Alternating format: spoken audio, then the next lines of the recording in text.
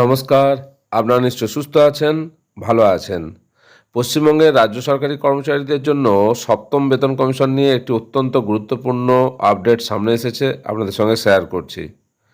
গত ১৩ই আগস্ট রাজ্য সরকারের বিভিন্ন দপ্তরের উদ্দেশ্যে সপ্তম পে কমিশনের তরফ থেকে একটি বিশেষ বিজ্ঞপ্তি জারি করা হয়েছে, যার memo number 3/60-7PC-2/2026 dated 13th August 2026। এই নতুন বিজ্ঞপ্তির ফলে এটা পরিষ্কার যে সপ্তম বেতন কমিশন তাদের প্রাথমিক পর্যায়ের কাজ অত্যন্ত দ্রুতগতিতে শুরু করে দিয়েছে। এই বিজ্ঞপ্তির মাধ্যমে কি নির্দেশ দেওয়া হয়েছে এবং এর ফলে আগামী দিনে কর্মীদের বেতন কাঠামোর উপর কী প্রভাব পড়তে চলেছে, বিস্তারিত জেনে নেওয়া যাক। সেভেন্থ পে কমিশন অর্থাৎ সপ্তম বেতন কমিশনের পক্ষ থেকে জারি করা এই নতুন নির্দেশিকায় বলা হয়েছে যে তারা খুব শীঘ্রই একটি ডেডিকেটেড বা নিজস্ব ওয়েবসাইট লঞ্চ করতে চলেছে। এই ওয়েবসাইটের মূল উদ্দেশ্য হলো রাজ্যের প্রতিটি সরকারি দপ্তর থেকে বিভিন্ন তথ্য, কর্মীদের অভাব অভিযোগ এবং প্রস্তাবনাগুলো অর্থাৎ প্রপোজালস অনলাইনের মাধ্যমে সুশৃঙ্খলভাবে সংগ্রহ করা।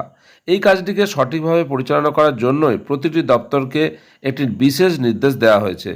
নির্দেশিকায় স্পষ্টভাবে বলা হয়েছে যে প্রত্যেকটি দপ্তরকে নিজেদের মধ্যে থেকে একজন সিনিয়র অফিসারকে নোডাল অফিসার হিসাবে অবিলম্বে মনোনীত করতে হবে। এই নোডাল অফিসারই মূলত সপ্তম বেতন কমিশন এবং সংশ্লিষ্ট সরকারি দপ্তরের মধ্যে যোগাযোগের প্রধান মাধ্যম হিসেবে কাজ করবেন। দপ্তরের সমস্ত দাবি দাওয়া এবং বেতন সংক্রান্ত প্রস্তাবনাগুলি এই নোডাল অফিসারের মাধ্যমেই কমিশনের কাছে পৌঁছাবে। নির্দেশিকা অনুযায়ী প্রতিটি দপ্তরকে দ্রুত তাদের মনোনীত নোডাল অফিসারের নাম, পদমর্যাদা অর্থাৎ ডেজিগনেশন, বৈধ মোবাইল নাম্বার এবং ইমেল আইডি কমিশনের কাছে জমা দিতে বলা হয়েছে।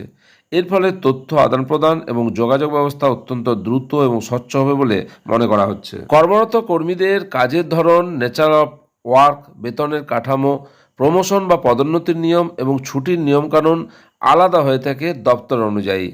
এর ফলে প্রতিটি কর্মী সংগঠনের এবং দপ্তরের আলাদা আলাদা কিছু দাবি থাকে। সপ্তম বেতন কমিশন যে নতুন ওয়েবসাইটটি লঞ্চ করতে চলেছে তার মাধ্যমে এই সমস্ত আলাদা আলাদা দপ্তরের প্রস্তাবনাগুলি সংগ্রহ করা হবে। নোডাল অফিসাররা তাদের নিজ নিজ দপ্তরের কর্মীদের এই সমস্ত দাবি দেওয়া, বেতন বৈষম্য, পে অ্যানোমালি দূর করার প্রস্তাব এবং অন্যান্য প্রাসঙ্গিক বিষয়গুলি ওয়েবসাইটের মাধ্যমে কমিশনের কাছে সরাসরি পেশ করবেন। সপ্তম বেতন কমিশনের এটি হলো প্রাথমিক পর্যায়, কিন্তু অত্যন্ত গুরুত্বপূর্ণ পর্যায়। প্রথম পর্যায়ে সমস্ত দপ্তর থেকে নোডাল অফিসারদের মাধ্যমে তথ্য এবং দাবি দাওয়া সংগ্রহ করার পর কমিশন সেই সমস্ত রিপোর্টগুলি খুব ভালোভাবে পর্যালোচনা করবেন। সমস্ত দিক বিচার বিশ্লেষণ করে কর্মীদের বর্তমান আর্থসামাজিক অবস্থা এবং বাজারের মূল্যবৃদ্ধির সাথে সামঞ্জস্য রেখে একটি চূড়ান্ত রিপোর্ট প্রস্তুত করা হবে রাজ্য সরকারের কাছে পেশ করার জন্য। সরকার সেই রিপোর্ট অনুমোদন করলে তবেই নতুন রোপা, revision of pay and allowances বা রোপা বা নিয়মাবলী প্রকাশ করা হবে। নতুন রোপা তৈরি হলে তবেই রাজ্য সরকারি কর্মীদের বেতন, ভাতা এবং অন্যান্য সুযোগ সুবিধায় প্রকৃত বৃদ্ধি ঘটবে। পশ্চিমবঙ্গে রাজ্য সরকারি কর্মীদের সপ্তম বেতন কমিশন নিয়ে বড় আপডেট সামনে এসেছে। সমস্ত দপ্তরে চিঠি পাঠানো হলো সপ্তম পে কমিশনের পক্ষ থেকে। সেই সংক্রান্ত তথ্য আপনাদের সঙ্গে শেয়ার করলাম। আপনারা সকলে সুস্থ থাকুন, ভালো থাকুন।